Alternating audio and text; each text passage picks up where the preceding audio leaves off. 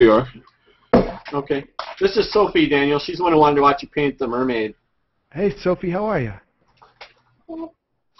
She Good. said good. Thanks for joining us tonight.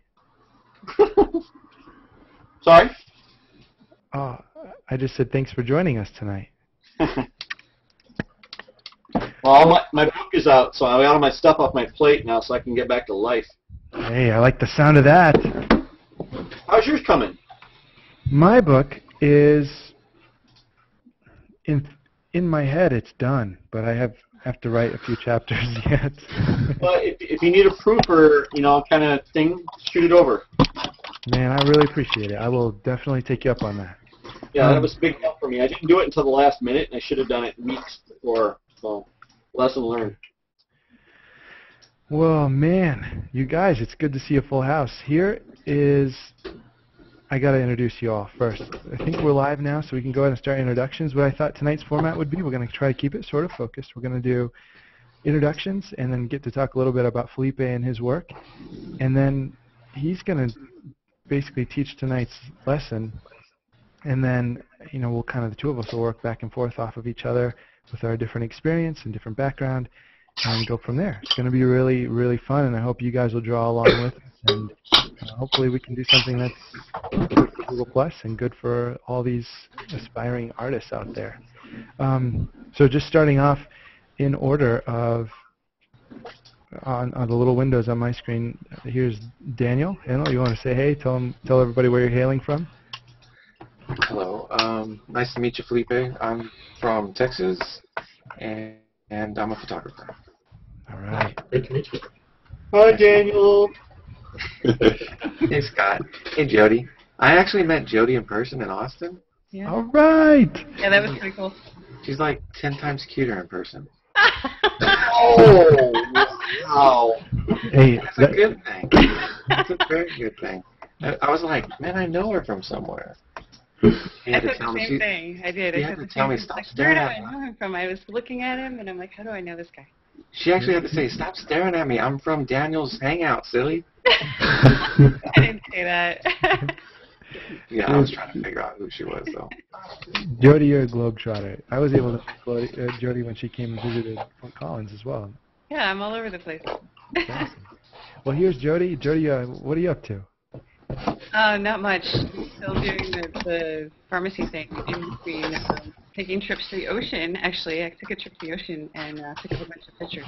I can't wait to see So that. That's awesome. my pharmacy thing pays for my photography at the moment, not the other way around. I'd love it to be the other way around.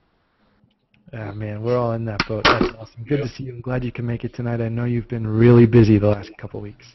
Yes, yes. It's good to see you guys. Good to see you, too. And then we have Josh. Hi, I'm Josh. I'm from about 30 minutes east of San Diego. I'm a photographer, artist, hat maker. We have a hat right here. Dude, you got to put it on. You got to put it on. Yeah, you gotta put it on. My daughter perked right up when she saw that hat. That's awesome. That is awesome. Yeah. You sell those at Comic-Con? What? You sell those at Comic-Con? People have worn them at Comic-Con. I sell them online. Okay. I've never had a booth, really, to sell them at. Those are expensive. Yeah, they are. Long waiting lists to get one, but... I have to sell a lot of hats for the ROI on that. Yeah.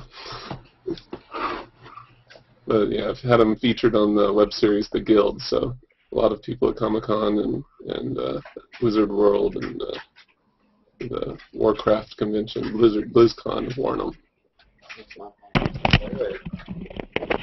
All right. Well, Josh, let's keep going and let's talk about Scott here. How are you, Scott?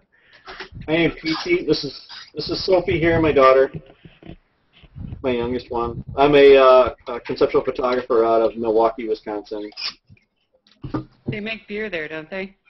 We make beer and motorcycles and Happy Days, from what I understand. We have a big bronze fonts to remind us of that unfortunate There's thing. Laverne and Shirley, yeah. The bronze fonts. All right. Hey, thanks for making it. I know you've been crazy busy, too. I got a book out! Woohoo! As of today. My book is out today. Congratulations. We'll make sure we get a look at it. Like 5, so I'm rocking right now. Congratulations. That's awesome. I have no idea how many I sold. You don't know until the end of the month. So. Okay. Thanks, man. Yeah, congrats. And then last but not least, before we get to Felipe, let's introduce Serge. Hey man, I'm from Toronto. I'm a software developer who has a lifelong passion for drawing, but I'm still kind of an amateur in that respect. And I also do photography. That's about it. Beautiful photography, that's for sure. Good to see you, man. You drawing in your Cintiq tonight? Oh yeah, it's right here. It's on the side. All right. Well, we'll just be jealous from middle of Colorado here. All right, and let's get to the main event. This is Felipe. And do you want to introduce yourself and tell us a little bit about what brought you here? I don't know. I can ask you questions. We can kind of go through it, or just kind of go for it. Well, I've been in this area for a very, very long time, like 40 years. And I've been a professional artist for about 20 years, 22 years, kind of trading between comics and fine art and whatever else I can get my hands on. I love to teach kids. I love to motivate high school kids especially. Hope to do some more work with Daniel in that area.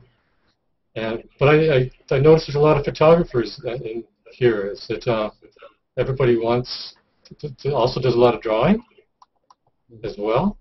Yep, we try. Right? I've done drawing a long time before photography, so for me, it's something I want to kind of perfect. Photography feels like the easy way out a lot of the times. But I've heard that a few times, but I know that they go hand in hand. If your drawing improves, your photography improves, and vice versa too. I think that's why all these photographers come in here. Yeah, it's improved my photography markedly. I mean, I'm a heavy post-production guy, and a lot of the Photoshop stuff I do has benefited from Daniel and teaching me freedom more than anything else. I keep saying that word, but it's kind of hard to describe. But I do things now I wouldn't have done before because I'm just, I'll just try it. Just draw right on the photo. Feel free, and it's improved my photography quite a bit. Felipe, just so you know, the group here is a really great group. These are some longtime Google Plusers, and they've been drawing with me ever since I had the idea that we might be able to teach via Google Plus, doing some drawing. And I think that one of the things I've learned is that there's a wonderful partnership between drawing and painting, and the ways that we learn about composition and learn about design from each other and our different processes. And I think there's a lot of overlap, and we found some of those overlaps to be really fun to explore together here on Google Plus.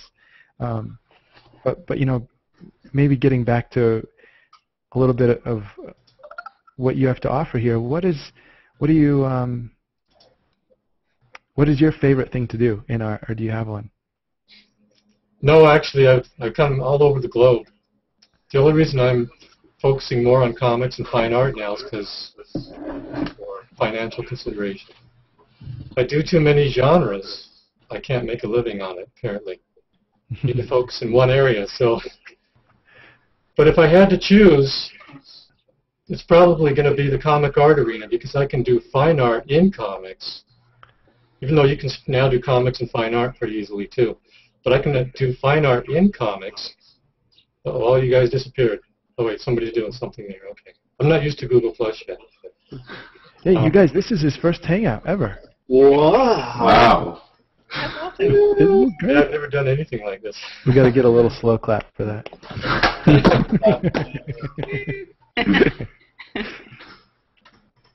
I hope that. Oh, just to interrupt really fast, Okay, Felipe. You guys, Felipe is for me one of my very favorite artists, and I hope that just him getting online with Google Plus, I hope everybody gives him a chance and circles him because his work is some of my very favorite. I'm sorry to go ahead. Go ahead. What were you going to say? I forgot. Go ahead.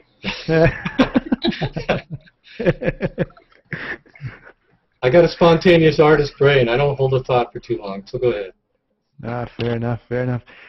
You were saying you're kind of all over the board in terms of genre, but you liked comics because you can do comics. You can do fine art in comics and Oh yeah, that was it.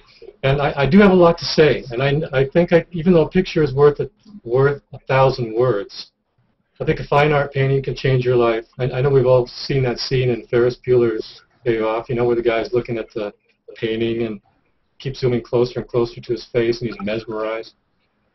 I think fine art can do that, but I think I can put in a lot more content in comics. in panel by panel because I've got the auditory option there with words. So I think that's my main direction. That's awesome. That makes sense. And hey, I don't want to cut you off, but I do want to make sure we get to introduce Tim. Tim, how are you tonight? Hey guys. You too. I'm good. I'm excited for this. It sounds really interesting. I'm a big comics and illustration fan, so looking forward to seeing your work and hearing what you have to say. Awesome. Glad you made it. And Tim, Felipe, just so you know, we've tried some various things. And one couple weeks ago, Tim was our model for Google Hangouts Digital Painting 101. We all just drew him one night. And so what's really neat is we can lock the screen on Tim, and we all drew his awesome mustache, and he looked like a rock star. I had it all cranked up that night. Yeah, he waxed it. It was awesome. Cool. Yeah. I was just letting my daughter, this is the mustache guy. That's awesome. So we get, we can have fun together. I don't know what I did with my wax the last couple of days, so it's been mangy on me. But anyway. Sorry. Well, maybe getting back to it. Now that we have everybody here, I wanted to make sure we waited for Tim before we actually got started. I was thinking about, I talked to Felipe last weekend. We decided we wanted to teach a multi-week series that would kind of range between, all kinds of things. But it'd be basically like a drawing 101 or a painting 101. But we're going to kind of start from scratch and really look at doing this thing together and have the benefit of two teachers where you can look at the way one instructor will do it and then the other instructor can respond, and we can kind of build this together. It reminds me a lot of anytime I want to learn something new, I want to have two things to kind of sit beside each other and look at those two things. And I always use this illustration. I had this old Italian mentor, and he would say, Daniel, draw me a big tree. So I get busy and I draw a big tree for him. And he'd say, how do I know it's a big tree? And I go, oh. And so then I drew a little tree next to the big tree. And then I knew what he was talking about. Is he was trying to teach me from my very young age that art was about relationships. It's about seeing things in relation to other things. And so I figured if we had two artists that really love what they do and really care about what they do, and if we could come into this hangout and teach together, you might just be able to sit the one next to the other, and you might be able to get some more relationships to kind of come to life within the conversation when there's... does that make sense? I'm super excited about it. I would pretty much want Felipe to just take over. So Felipe, what do you think you want to start with today? Let's see. What is everybody interested in? That's what I usually go for. Are you more interested in drawing? I vote for clowns with mutant powers. Oh, that's right. I missed the dragon thing. Did you guys do dragons one day? Oh, we've done all kinds of stuff. One week, a guy asked me to draw a stegosaurus, and I didn't even know what that looked like. So I had to have Google Images up on my second monitor. What if... Okay, well, how about if we focus on just starting from drawing, maybe comparing a little bit of fine art with a commercial art approach, perhaps? That sounds interesting. Oh. Yeah. Me, anyway. Yeah, that'd be really good. We're kind of just going to start with the basics. And I'm going to lock the broadcast screen on Felipe, so once he kind of gets the webcam pointed down at his drawing surface, he's going to actually be drawing traditionally, and I'm going to be drawing on my tablet, my digital tablet, doing some ArtRage, using ArtRage Studio Pro, the newest version. So not only will we be looking at illustration or more of a commercial art versus a fine art approach, we'll also be looking at traditional and digital approaches. So it should be fun. Yeah. Cool. Another traditional artist in here. That makes my day.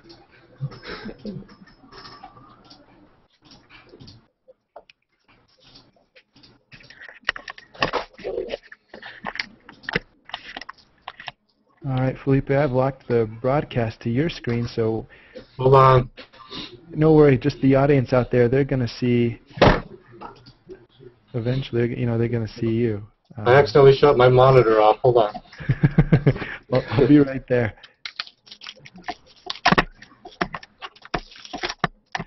And while Felipe is getting set up, I'm just going to introduce some of you guys to ArtRage Studio Pro. Can you all see my screen? Yeah.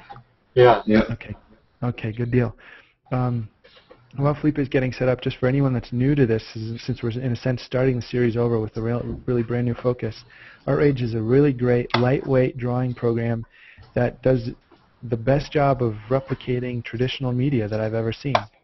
On this side of the screen, we have the ability to choose colors, and you can choose between your lightness, darkness, and your saturation going this direction.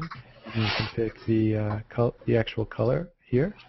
Then you have oil brushes, water brushes, palette knives, airbrush, ink, gloop pens, art markers, paint rollers, chalk, oil pastel, erasers, tubes of paint you can actually gloop on, full tubes of paint, and then knock it down with the palette knife.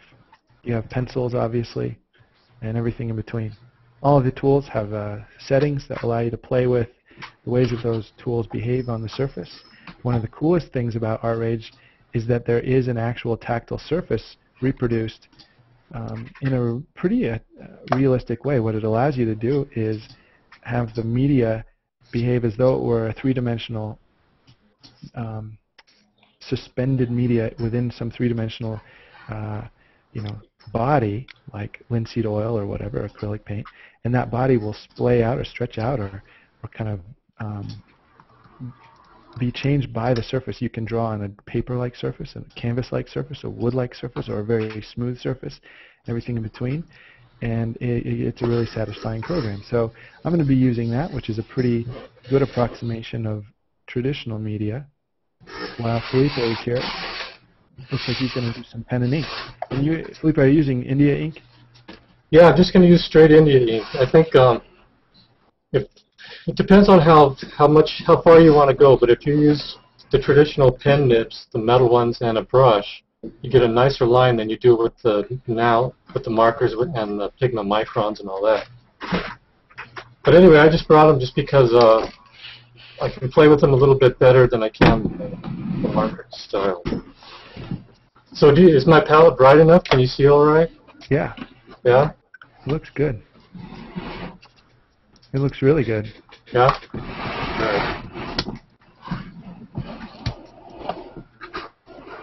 So Felipe, what do you have for materials in terms of just setting up your workspace?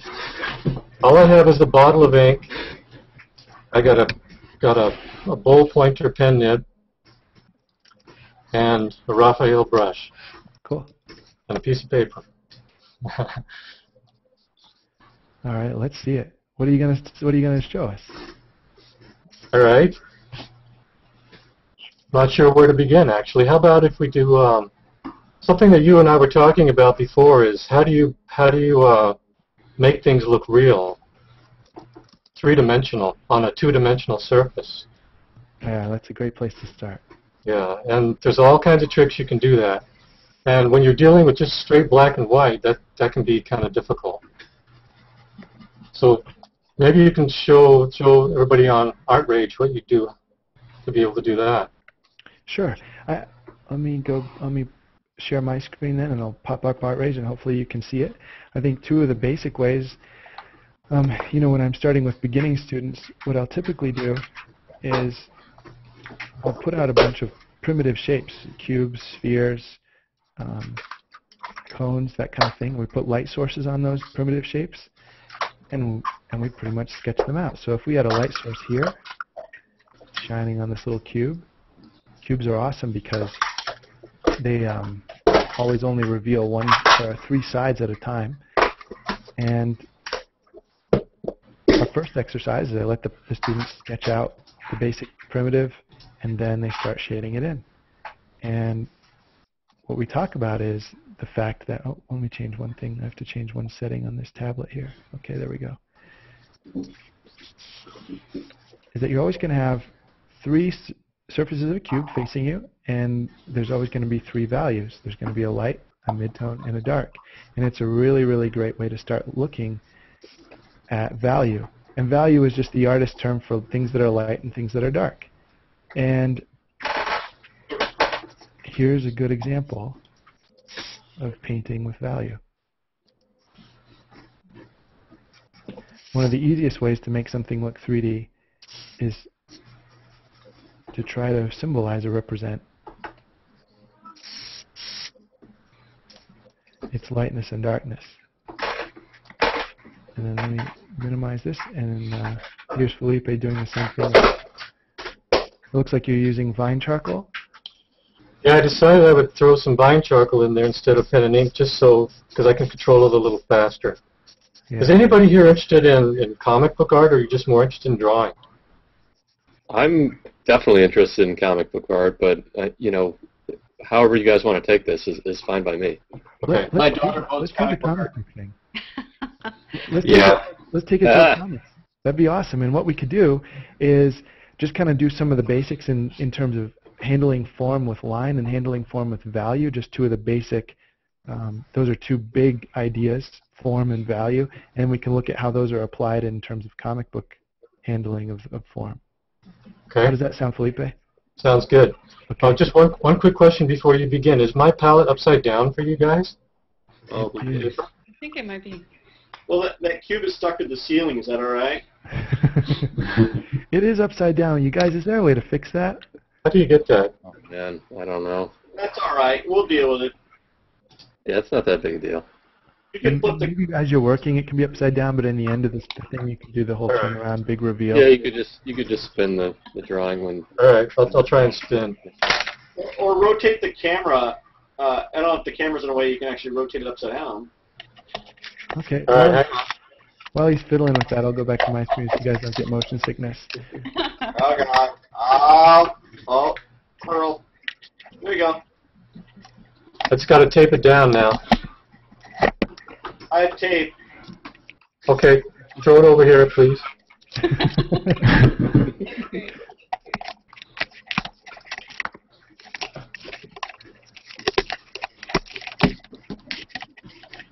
Transport it over here. I emailed it to you. You get it in a minute. Wow, that would be the day, wouldn't it? That's awesome. Will you email me a euro? Because I'm hungry. The denomination or the sandwich? I'm all about the sandwich. All right. All right. So one more thing about this little studio practice I do with beginning drawing students is the first time they do it, I let them sketch it out, and they have line, and they basically block in value within those lines. The next time I have them draw it, I don't let them put down any preliminary line work, and they just have to build the shape using only value, and that's when things get really interesting. But even with basic shapes, it's a heck of a challenge. But it's that kind of practice that gives people a really good sense, because what they start to do is they start to learn to see. And that's what art really is all about learning to see. And I think that throughout this series, we're going to talk about some applications of comics and fine arts. But what we're really going to be talking about is learning to see and different ways to communicate what we see. So, Felipe, what would you like to do as far as entering this discussion about comic book illustration? Okay, well, typically with comic book stuff, you still have to start out with drawing shapes. And charcoal is one of the most forgiving mediums to do it with. Pen and ink's a little harder. So I would just approach it the same way I'm doing with Daniel, that Daniel's doing. And just there are three basic shapes that you use all the time, and that's the sphere, the cube,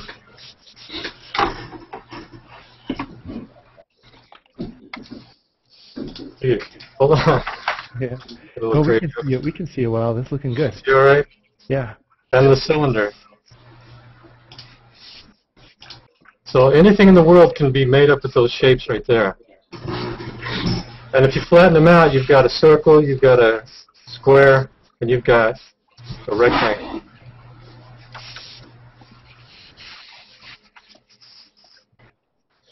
So if you started, this is more of a commercial art approach. One of the main reasons commercial artists use these shapes is, especially comic book artists, is you don't have money or the time to pay a model. And so in order to, you have to do everything out of your head. And using these three shapes to draw everything makes everything look solid and real. Would you be able to take us through maybe how you might start out sketching a figure or something like that? Would that be a fair way to get into it? Yeah.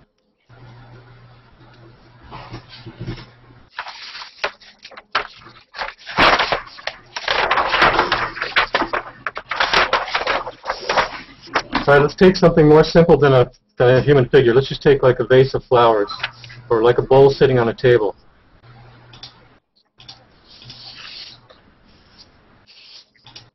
I love the way that you guys just love the way the line charcoal makes. Isn't it beautiful? Yeah, it is really nice. You know, especially you can see how confident he is with it. Yeah. You get that bold look, and then as you drag it out, it kind of fades out. It's beautiful. Yeah, so a table is just a cube, and a bowl like this is just primarily, that would be just another shape on there. And actually, my perspective wrong. If you really want to get a good handle on drawing, learn perspective, especially the 1- and 2-point perspective, which I think we'll go over probably next session. Yeah.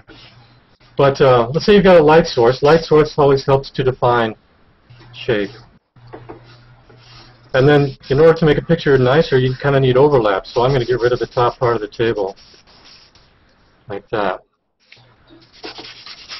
So if the light is coming this way, it's going to cast a shadow out here.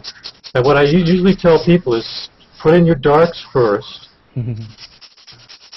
So how do you put in the darks? That's kind of how good your drawing is, like where darks would go. Two things I just wanted to throw in there, guys. You know, we always say that every week. Put in your darks first. Put in your darks first. Yeah. Anywhere you go, you're going to hear that. Any good teacher is going to tell you that. The other thing that I just got to say is, as I'm watching you draw, Felipe, I smell the sulfury smell of charcoal. Like it's that visceral to me. I draw with this stuff all the time. I'm like, oh, it smells like charcoal, even though it's not really there. It's like Pavlov in the bell. Yeah, I love charcoal. It's great. Okay, and then after you get the darks put in, let's say you have a dark over here like this. It also helps to link the shadows, see? But what happens when you link the shadows is half the bowl is gone, the other edge. So what you do is now you want to deal with reflected light, which is the other half of the equation. If I can find my stupid eraser, here we go. And then you can go ahead and pull out the reflected light. Because what is happening here is light is coming down, and it's bouncing off of the table here and going up to the side of the bowl here. And so you spot the darks first, or spot the blacks, however you want to say it, and then go ahead and dig out the reflected light. You can kind of blend it in with your finger with an eraser. And often that'll go into the shadow too. You may have reflected light destroying some of the shadow. And that adds the second realm of realism there, is the reflected light. It's actually that simple, but it's not easy. It takes a while to learn to see that. Like Daniel said, it's learning to see. But I highly recommend you linking up shadows wherever you see them. I could carry this farther. I could link up all these shadows here. So we have a very dark, mysterious painting, drawing going on here. Now, and then I can just go in and selectively pick out a few areas that I want just to bring this back up.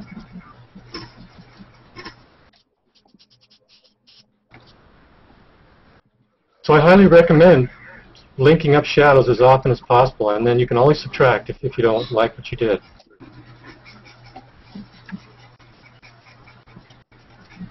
So that's more of a fine art approach. Am I doing okay here? Everybody hanging in there? Yeah, it's great. Questions? Okay. it's really nice, and I think yeah, this is a great pace, and it's awesome. I think just to connect what you're saying with things that we've done in the past is when we talk about blocking darks, and we really talk about squinting down and just trying to destroy detail and just look at the big shapes of dark and the big shapes of light. That's the same sort of idea that Felipe is getting at when he's saying look for the shadows. He's just looking for ways to connect those darks and look for those big shapes of dark. So yeah, Felipe, that's awesome. Yeah.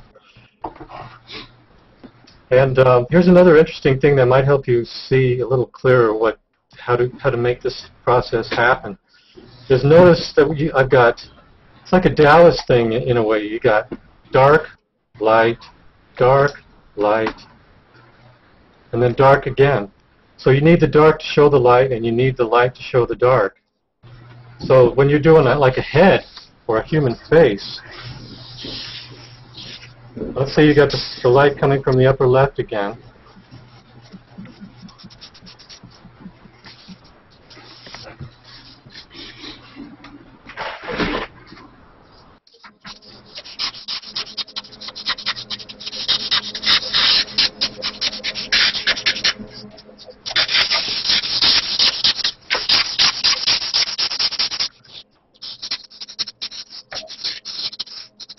So notice I did the darks. Now I'm just kind of blurring out of it just to get some gray with the vine charcoal.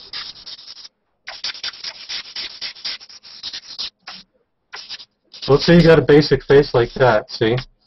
So if I make this all dark, the side of her head starts to disappear. This side of the head disappears.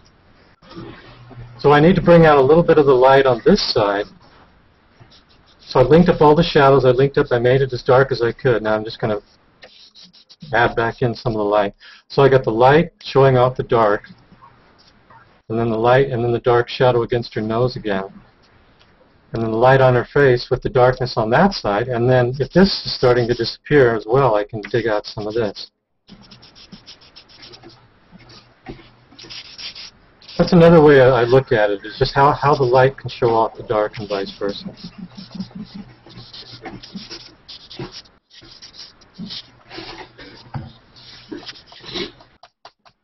And the interesting thing is, the more you blur form, in other words, blur your passages of charcoal or ink or whatever, the more real your shapes look.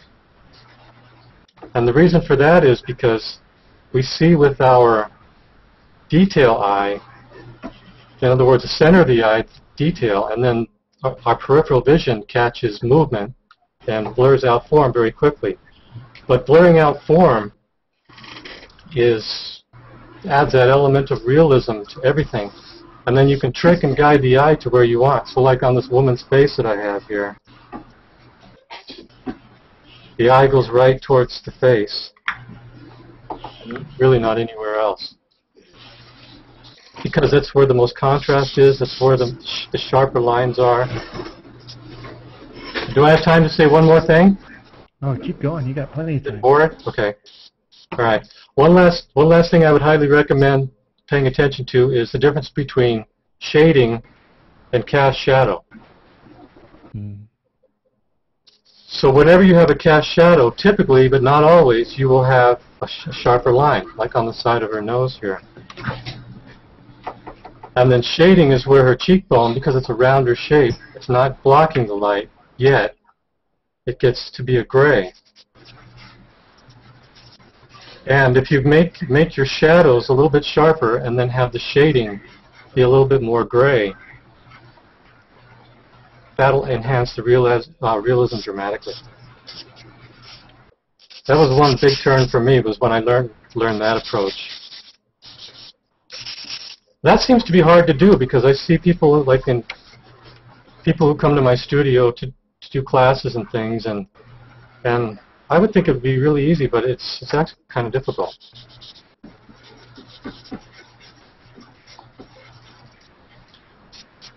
And I remember a woman came to my studio once, and she hated her drawing. She was doing a still life that we had on a table, and I held up a piece of bathroom glass mirror, you know, the kind that has a pattern on it, kind of blurs everything out so people don't see you showering naked and everything. I held that up to the drawing, and it blurred out her drawing, and she goes, "Wow, it looks great now."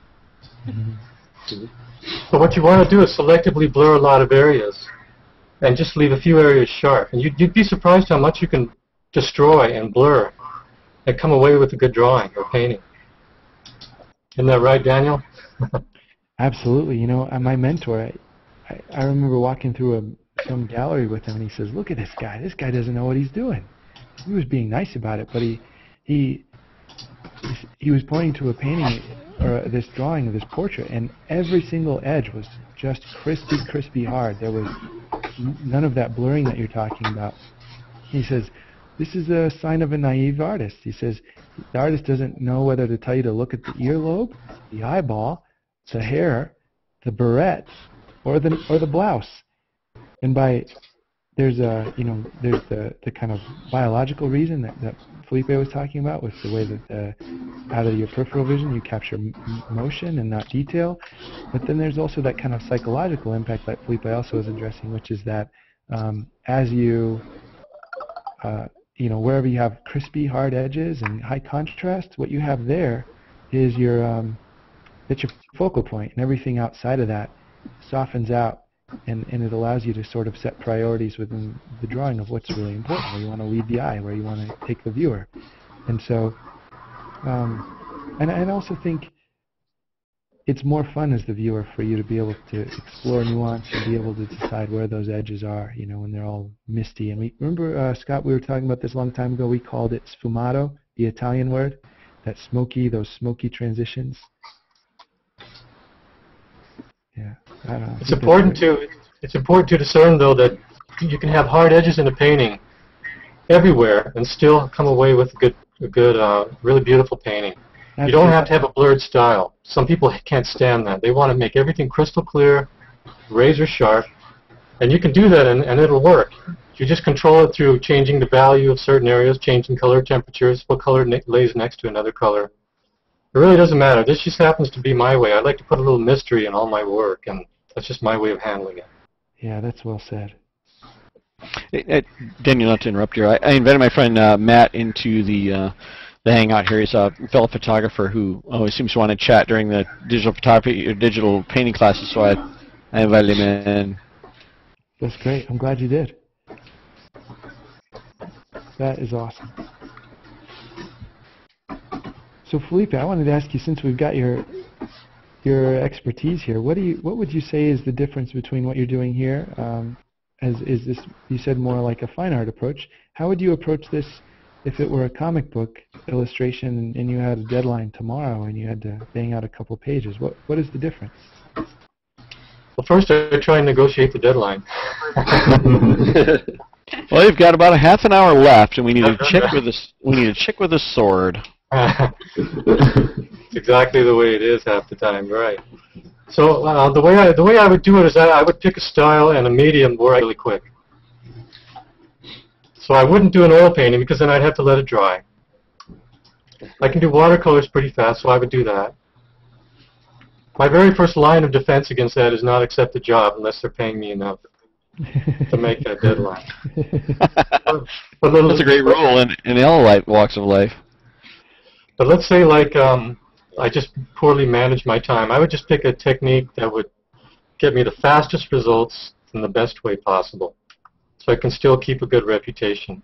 Because making deadlines is critical in this business. If you blow it, they don't call you back. Yeah. Felipe, I know, I took a look at your work before the hangout, and it looks like it's even your comic book work. The interior stuff is mostly fully painted, whether it's a watercolor style or oil style. Have you worked in a more traditional black and white line work, or do you not do that? I actually do a lot of black and white work, but the way I handle my black and white work is I try and put a little bit of that mystery in there too. And maybe that's where I should start doing some pen and ink here. Show a little bit of how that's handled. Tim, isn't this exactly what we were talking about? Is this cool or what? What's that? I'm excited. Seeing some of the pen and ink work is what I've been excited to see. Oh yeah, definitely. Yeah. And I love his watercolor stuff too. I'd love to see how he handles that. Right. And Felipe, before we sign off today, after we see some pen and ink work, what I'd love to do is see if you can take us on a little tour of some of your work, or I can show people some of your work, and you can maybe talk about it. Oh, sure. Sure. Cool. Okay. So let's just take a typical face again, like Daniel's kind of doing there. We'll start it off in pencil. And I'm always doing a center line. You notice I put a center line down the middle of the head. I have indications for the nose, the eyes, and all that stuff. That's just a commercial art way of drawing. All right.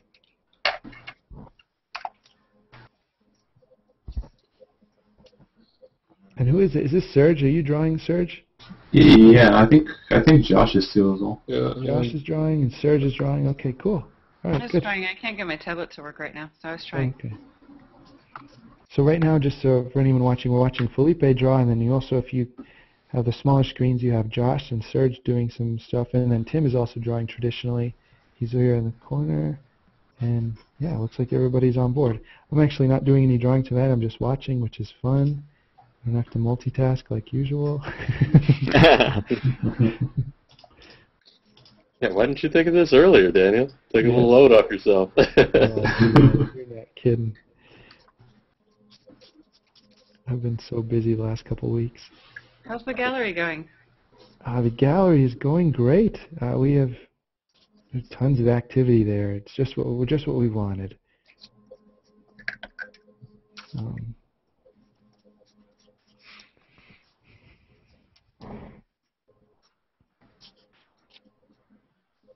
Felipe, would you advise that when people do their pencil work, they use a kind of a hard pencil so it erases a little easier? Oh, you can go either way. One of my teachers, he used to draw on an HB pencil, which was really soft. Yeah.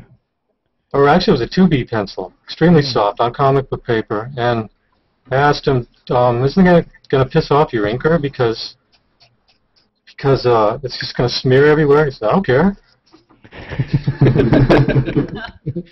That's the inker's problem. That's the inker's problem, right? So it turns out that it's a personal approach, and however you can get the best results is what I'm drawing here is terrible. But that's okay. However you can get the best results is what you have to do. All right, I got to clean up my hand here. I just spilled ink on my hand. I didn't get it on your tablet, Daniel. It's okay. Oh, I don't mind a bit. That's a nice thing. The real ink doesn't interfere with the digital ink, no matter how much you spill on your tablet. Oh, is that right?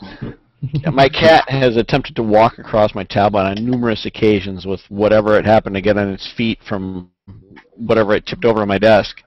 And it hasn't wrecked it yet. But I'll tell you, the Wacoms have done a great job of water sealing their units. Oh, that's cool. He likes to try and drink out of my water cup when I leave, and I'll go upstairs and I'll come down and my water cup's tipped over on my tablet. And the little circle where like you move your finger around in a circle or the 4 buttons is full of water. It's like a little pool, and it still works. Oh man. So they're built. That's good to know.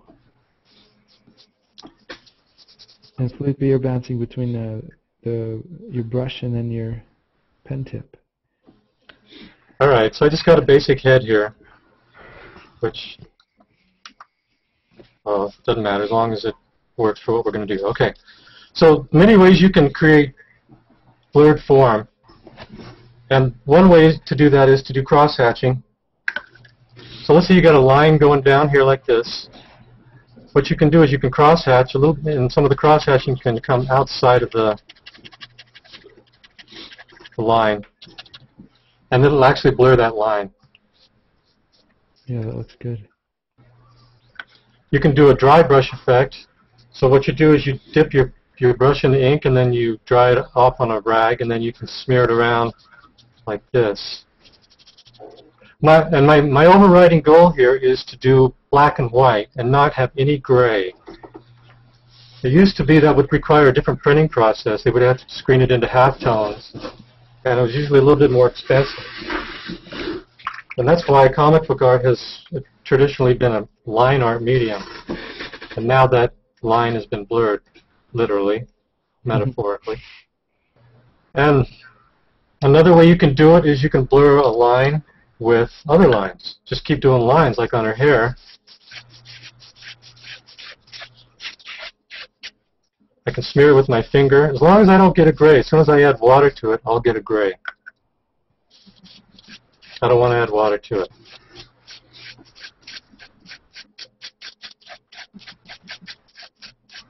So we have three techniques. We have the basically repetition of line, overlapping line, and it kind of creates that blurred edge. You have cross hatching or hatching, and then you have dry brush technique.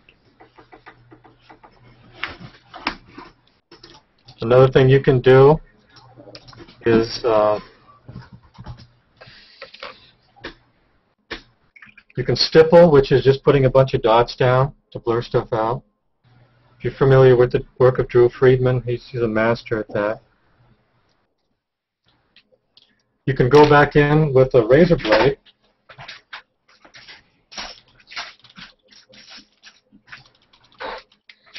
and you can scrape out areas. I'm doing this on sketch paper, so it's not going to work. But you can go back in and scrape stuff out and create white dots or white sections inside of the black sections to blur out work, blur out areas.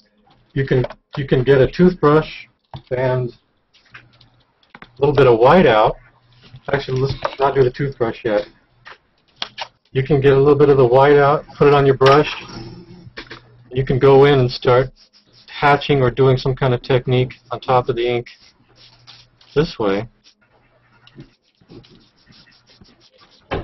So this is the way I kind of handle, going back to that question, my line art.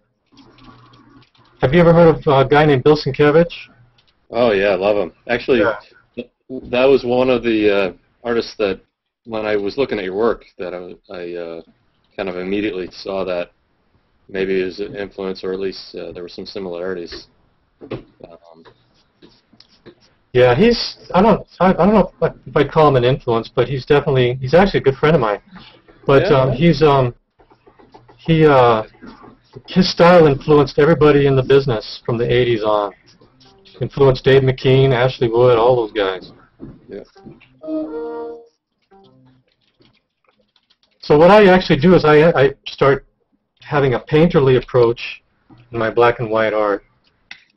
I can do the traditional line work, but it's not as fun. I like to really get in there and almost like, pardon my words here, like vomit all over the page and just, like Bill Sienkiewicz, spew it out and express my work rather than sit there and work on technique. Does that make sense? I hate to sit there and crosshatch all the time, although it's kind of a nice meditation. I'd rather just express it and throw everything I can into the piece and model it and form it until I get what I want. In that so way, that's my traditional approach, or my approach. Yeah. Felipe, that process of additive and subtractive and moving, like adding light and adding shadow, it seems very sculptural. Yeah, it is very sculptural. Here's another thing you can do. This is pretty common. Is just take a toothbrush with white out on it and go. As long as you get it coarse enough, it won't be a gray. It'll be a black and white medium still.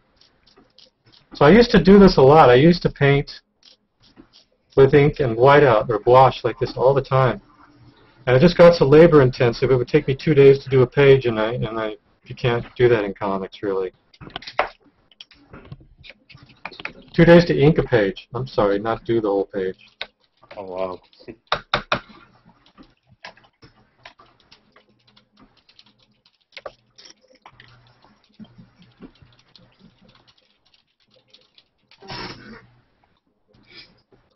Yeah, so what you're doing there is really nice. You got all the shadows linked up all the way, and then the shadows are consistent.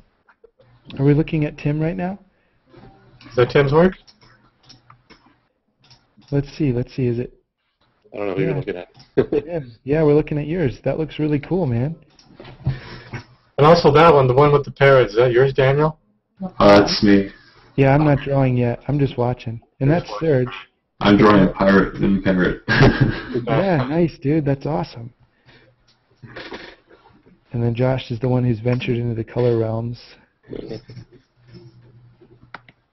And then there's Oh, yeah, Felipe, that is so- cool, Serge. Nice. And hey, Felipe, just by contrast, can I show them a little bit of how that process would look in ArtRage? Sure. All right, so we'll take a quick break from the traditional medium. I'm going to go back to my screen, and we're going to go to ArtRage. And I'm just going to get the pencil, and we're going to kind of go through this real quickly. So just like Felipe did, can you all see my screen all right? Because I'm on my tablet, and I can't do the multi-screen thing. Yeah, I can Yeah, see it. no, it looks golden, man. Okay, Yeah. cool. So if we were going to start it like Felipe did with the sort of the egg shape for the head, that makes a lot of sense. We have maybe knock in some shoulders, draw the neck down, obviously past the line of the shoulder or the collarbone or whatever. We'll get back to that later. We'll come in here, and if we did put a line in for the eyes and maybe a center line for the nose, that'd be fine. Then what we would do is I'm going to get my oil brush in ArtRage again, and whoops. Let's see here, I'm just going to start first with the left eye, and I'm going to work my way across the face here to the other eye, and you just kind of set the brow line. And I'm going to be thinking about this in terms of this light source that's pulling in from over here. So the light's coming in across here. And right now I'm using ArtRage Studio Pro, where Felipe was using the just traditional, those wonderful traditional mediums, India ink and Vine charcoal. So let's see here.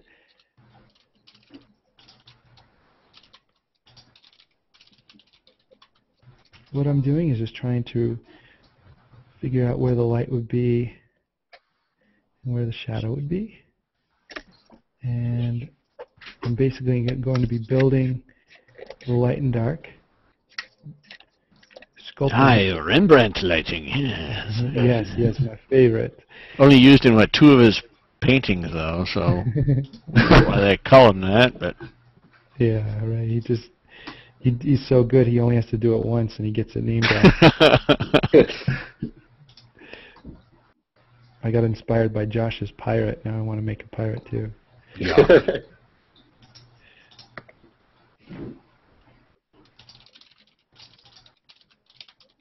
And so here we go. I am going to make a pirate.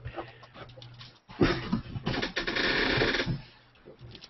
going to go back to my pencil tool, and then I'm going to start doing some sort of cross-hatching here.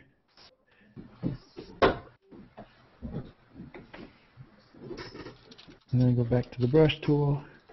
This is equivalent to the pen and brush that Felipe was using. And just to show you that ArtRage is a fairly capable program doing some of the same sort of things. But if you really are serious about learning to draw, man, oh man, you better get into an art store and buy some Vine charcoal, buy a little jar of India ink and a pen. You'll have about 20 minutes. You'll be sitting there in front of all the different pen tips and wondering which thickness you should buy. And it'll be really fun. And you'll come home and be really excited. And your first pen and ink painting will probably be pretty terrible, but And then the second one will also be bad, but you just got to make sure not to throw it across the room too far because you're going to want to get it again. Yeah, but you know, the medium itself is so beautiful that you'll just be like, oh my gosh, I have to keep trying that. And then finally, you know, make a little breakthrough, and you'll start to see things in light and dark terms, the way that Felipe was so elegantly talking about that. And then, you know, it'll start to come to life. And so here we are, and I've kind of sort of quickly gotten that together. Feeling kind of out of sorts without your oil brush, are you? Yeah, really, huh? There we go. And then what we could do to kind of replicate a little bit again of what Felipe was doing so wonderfully is you can get the white, just get a white color here, and then I can go in and start to knock in or remove some of the black with just white. This would be the equivalent of the gouache technique that he was using. Going back over and is sort of thinking about it as an additive or subtractive technique to sort of remove some of that black and kind of get that reflected light, or just kind of get a little more detail back in the shadows. So however you want to look at it, there's an equivalent in the digital process as well. So that's kind of cool. And there we go. Let me get back to the main event, and we'll go back to Felipe's illustration here. Oh, hey, you're back. I'm back. I've been watching. Do you think that I could kind of show people some of your work and then maybe talk about it? Sure. Cool. All right, let me make this go away. Go back to here. And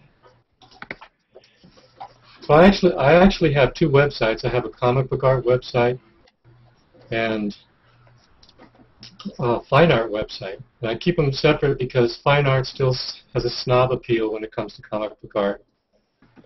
And I don't want them to know I do comics. Oh, wow. Do you think that's changing at all? I mean, I feel like there's a lot of... it is changing slowly. Slowly. Especially now that graphic novels and comics are all over the film industry. Right. Yeah.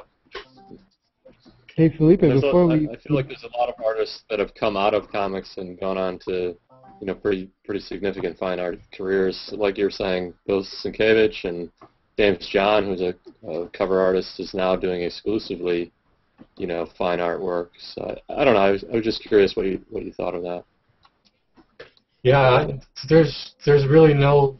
Some people are hardcore fine art or hardcore comic book artists, and they'll never change. But other people just want to be the best artists they can be, and they'll go just wherever their passion leads them. Right. Yeah. Well, hey, you guys, can you all see the Thor image right now? Yes. Yeah. All right, great. So, Felipe, what I was thinking is I'll just go through and show people what you've put on Google Plus for now, and maybe next week we could do a tour of your websites. Sure. When we have a little more time. Sounds good. All right. So what's this? Is this you want to tell us about it? Anything about it? Well, to be honest with you, I've been out of the comic book business for many years, and only the last few years I'm trying to get back in, and I'm finding it harder to get back in. And what you're going to see are some of the samples I'm using to get back in. I'm using my watercolor skill to do covers. And this is all traditional stuff. It's really awesome. What's really fun is I have a watercolor technique where I can actually pull paint out as well as put it down. Because I work on a very smooth paper. The color sort of floats on the surface. And in doing so, I can simulate computer effects, and I can get a digital look sometimes. So everything you see there is all hand done. And I don't think I put any lens flares or any... Actually, I think I might have put one big lens flare towards the bottom, just to help brighten the light a little bit. That is an awesome, awesome cover. Yeah, I think that's my favorite one. And this is Scarlet Witch. Again, it's kind of a fine art approach, and yet it's illustrative in a way. And all of the ring around her hands, her face, everything has been wiped out. That's the white of the paper you're seeing. So you're lifting the color out. Wow, that's pretty amazing. Yeah. I'm lifting the color out. It looks great, man. I can get a real dynamic light effects out of this. And just to go into this image a little bit more, even though it's a kind of a typical comic book female, I'm getting a lot of comments from women who come to my table at conventions now, thanking me for the way I'm handling women, because everybody. Not everybody, but a lot of people in comics traditionally exaggerate the female proportions for the adolescent males who read comics, and I'm trying to give women some power in these things. And I think I'm starting to hit a nerve, an issue with hoping I can draw some attention in that regard. Yeah, those are really nice.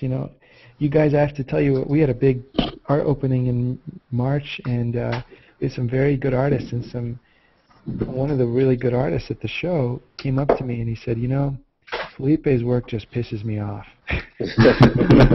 And I said, what are you talking about? He says, well, It'd be one thing if these were really large oil paintings that were just reduced down into these little prints, but you should see these. They look to me like they were maybe 8 inches tall by maybe 14 inches wide or 16 inches wide. And there's just this amazing amount of detail in these tiny watercolors. And not tiny, but they look tiny compared to the amount of detail within them. They're not tiny at all. They're actually good size. But just the amount of detail that you can get in there with this technique is amazing. And it's actually making some of the other artists kind of upset. He's like, you know, if these were reduced prints, I'd be fine. But that can't just be what he does. Like, how did he do that? I thought I was good at art. So, well, that's quite a compliment. Gee, yeah, thanks. Yeah, you bet, man. Yeah, what about this one? This was one that gave me a lot of hell. I'll tell you that much. trying to get Spider-Man's costume right was really tough. Yeah. It ended up being a little too bright, but I still like this cover. It's just Dr. Octopus and his mechanical tentacles trapped Spider-Man and shining a little bit of light on him. Not much to And now, say. is this one all watercolor too? It's all watercolor, a little bit of highlight put in with gouache here and there. That's pretty amazing, those metallic surfaces in watercolor. I don't know, I wouldn't even know how to begin to approach that texture. Yeah, you know, that was a real learning experience for me on this one, because metal, I found out, is really just a dull reflection of everything around it. And then you just sort of make the rim lighting, the outside edges of the form, bright. And then I've got Spider-Man's reflection is the redness inside of the tentacles too, and that just sort of pulls together. Looks really good. Yeah. Little token plus one there. I'm just bouncing those as we go. This seems to be the one that everybody likes the most, but it's got a lot of interaction appeal to it, I think. That's a Silver Surfer, the guy who travels through space on a surfboard, trying to find worlds for the main guy, Galactus, so he can eat the worlds. Then Silver Surfer felt sorry for people.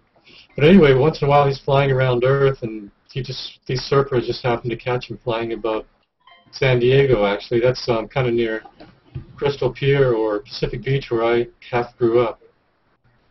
Yeah, I love this Everybody one. here was 10 miles away from the coast. I like the diagonals created by the bottom surfers too. It's a nice touch. Yeah, thanks. That was a lot of fun putting him on an angle like that. I do like that. Yeah, the clouds and that waveform in the background. Oh man, I love this thing. Yeah, this technique is beautiful for that. If you're seriously interested in this technique, go look up a book by Bert Silverman. It's called Breaking the Rules of Watercolor. You can get it on eBay and Amazon. Breaking the Rules of Watercolor. And he shows you how to do the wipeout technique on Bristol board. He's actually the guy I learned it from, as well as a guy named George Pratt when I was at the Kubert School. Oh, cool. What was the name of the guy? I got the book title. But... Oh, Bert Silverman. B-U-R-T, Silverman. Silverman. Okay, great. He's a famous realist painter out of New York. Cool. So this is just a horror cover I'm doing with a writer. Hey, how would you guys feel about this if we got the writer of this book and Felipe on the same show eventually? We could talk about that collaborative process between the writing and the drawing. I think a fight should ensue. We can turn into Jerry Springer Hangouts 101. Throwing chairs and brushes. You got ink in my eye! Oh, that's awesome. I'm going to do the token plus one. There we go. And then we'll check out the next one. I like all the texture going on there. That's awesome. Yeah, that was done with collage. I collaged down a lot of paper, a real half of a $1 bill. And then I did acrylic on top of that, and then I did oil paint on top of the acrylic. Wow. This is a heavy Bill Sienkiewicz style electro assassin, somewhat stylized. I just wanted to just play around with the highlights. If you notice the highlights, they're blurred. That's another way to add mystery to a piece, is to blur the highlights rather than the shadows, or do them both at the same time. Nice. I was just typing to Matt here, as we're looking at these pictures, or I should say, I can't really say pictures because they're not pictures. You've drawn each one by hand, which of course is very impressive, but from a photography standpoint, if I say, well, if I took that picture, how would I have taken the picture of the surfers looking at the Silver Surfer, or so on? The composition of the pieces are so critical and so well done in your work. And I'm looking at it like, wow, the diagonals of the surfers. If I had taken that picture, would I have thought enough to take in, if I was there, would I have turned my camera just enough to take that, or would I have taken it straight on like every other doofus in the face of the earth? Well, yeah, probably.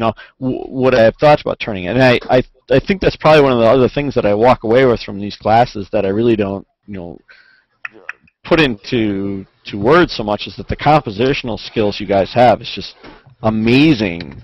We had that whole robot drawing thing where you're drawing the robot in the forest.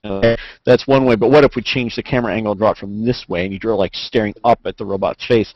I thought that was hugely impressionable class for me. Are you talking about the time that Josh brought the Iron Giant reference image? Yes. Yeah. Okay. Yeah, and we all kind of recomposed it with him. That was fun. That was great. And this is the same kind of thing. So looking at that, like, well, you could have painted that 1,000 different ways, but choosing to make all those diagonal lines on there are all compositional decisions that would a photographer have made that same decision. And I bet if you line up 100 photographers, 1 out of 100 would have chosen to make that a diagonal. And the other thing is, if you look at this as a comic book cover, having the main character that small and in the midground of the picture is a pretty radical choice if you sit it alongside the majority of other comics on the stands. I would agree. Totally true.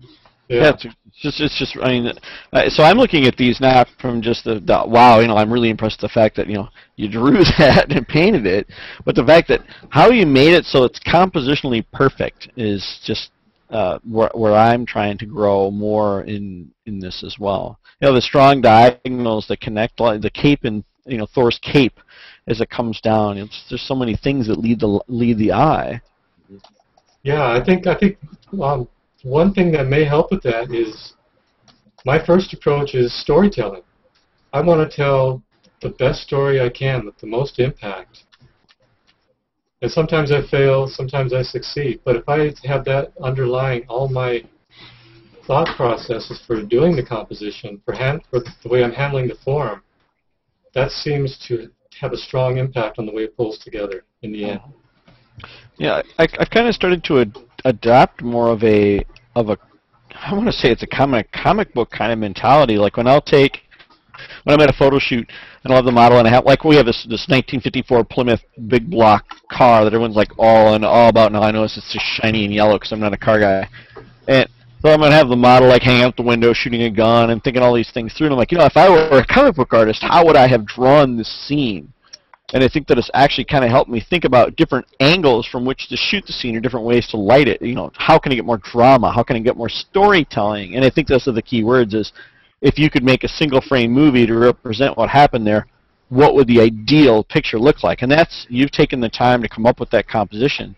And I think photographers are too quick, especially in this digital age, to just simply snap the shutter or snap the shutter a million times and then go, well, I'll just find the best one, where really had the time been taken to think through what you were looking for compositionally, you could have come up with the perfect image, but it wasn't done that way. Yeah, I think I agree with that. I think I do the same thing. I'll do 10-20 sketches of what I want and then pick the right one, and I'll just develop it from there. I think if I had the chance to say take 20 or 30 pictures, come back, look at them, and then say, okay, let's move the light over here, we'll move this. All right, now I get the perfect idea, and now let's go ahead and shoot it. But that doesn't happen. You got to think on your toes because you don't have the chance to. Well, just stay here for a few days. I'll be back. Yeah, sometimes you only have a split second to capture that shot, and then it's over. a lot of the things I attend are group photography events. So it would be 20 or 30 models and 10 or 20 photographers. You grab a model, you tell makeup and wardrobe what you wanted to look like, and then you bring over next to whatever prop you had, and you have an idea, and then you try and implement that idea, and you got seriously 15 or 20 minutes to shoot it, and then you're on to your next thing. And I like that pressure, but every so often I wish I had. I get back and I'm like, God, I wish I would have done that, and it's hard to. You can't get past that. Oh yeah, you're right. That is hard to get past. Yeah. Sometimes it does help, especially for me, to override my thinking brain and just go as fast as I can under the most pressure, and then I stop thinking. As long as I'm not panicking, and I can override my thinking brain. And usually, if I let my body take over have a kinesthetic approach and my nervous system just jump wherever I can, I usually get better results. That's a good point. Yeah, as I say, painting loosely, as I said, I've learned freedom. I keep using that word when I talk about Daniel's stuff. He's like, I don't know what you're saying. That's good. To be more free with, doing things. I think you're right. If you just kind of I'm just going to try this and see where it goes, and then you get these happy accidents. How many times I come back and I look at the first picture in the whole series I shot with the model, and the first picture is the one that I like the best. Yeah, you're right. It's almost like after you do the first one, you start thinking, and then it all falls to hell from there. Yeah, unfortunately. We're not as smart as we think we are, huh? Yeah. Hey, Felipe, I wanted to ask as a sort of a wrap-up to this, what if we give everybody some homework, and when we get back at it next week, we can kind of all look at what we did. Okay. And we could do something kind of involved, like everybody draw a comic cover for some. Ooh. Oh, actually, Daniel, that's kind of a cool idea. There's a blog, I think it's called Recovered. And basically what you do is you just grab any comic book cover, and you can get an image off the internet and just redo it either in your own style or change the composition or however you would want to do it. It's a pretty cool project. Let me see if That's a great idea. I never even thought about that. Wow. Is it just called recover.com or something? Yeah, I think it's like recovered blogs. I would want to mix in some photography with that, though. Yeah, I have the blog. You could totally do it photographically. Yeah. So we I'm getting any medium would be great. Well, but I'm getting into drawing over the top. Now, I'm not talking about trying to do the what's her name, Faye Circus, kind of make it look like a painting even though it's not a painting, but actually drawing on the photo with additional pigments. You kind of come up with take it somewhere else. Yeah, that's a wonderful way to go. If you go look up an artist named Dave McKean, he did a lot of that. Beautiful work on top of photos. Oh, he's amazing. Here's the blog. Covered. You found it? Did you? Yeah, if you have a link for Dave McKee, that would be great. I don't think he has a website yet. He's been working on it forever, but he just doesn't have the time. But you can look at his work all over the web. So, hey Josh, what was the name of the website that we're looking for? I have it pulled up. It's called coveredblog.blogspot.com. That's the one. Covered. Yeah. So people submit the photo of the original cover and their take on it. You want to post the linky in the chat? All right. How do you all feel about that for our homework? It sounds intense. Whatever you want to do with it. It could just be a pencil sketch. It could go all out, or you could do photography. Yeah, and if you look at that site, they have a billion examples. It's been going for a couple of years now of people working in all different mediums. And here's the interesting project. The cover I made a couple weeks ago. Oh, I saw that. Nice. Yeah, it's more of a book. Oh, nice. Dime novel. So what do you say we do either a book cover or a comic cover or something like that, and we can use Covered, that blog, as a reference if you can't come up with something that you want to dig into. And then maybe if you're okay with it, Felipe, you could peek at what we've done and you can laugh with us at our amateurish approach at comics. Well, also, I would say pick another option for homework because a lot of people hate doing comics. Okay. Okay. So you want to have option 2.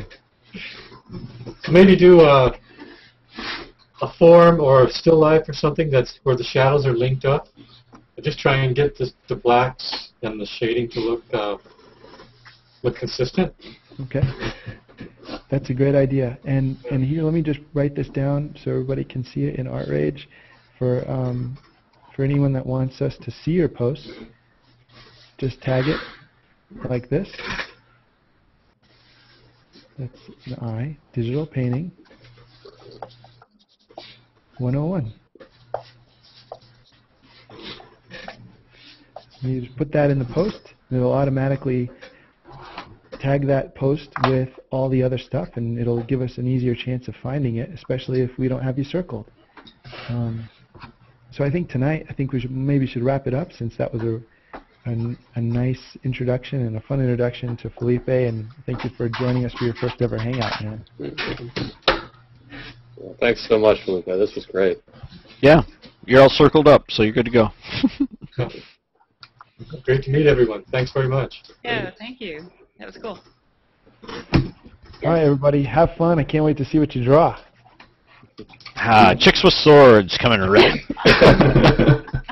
Red Sonja. Oh, there you go.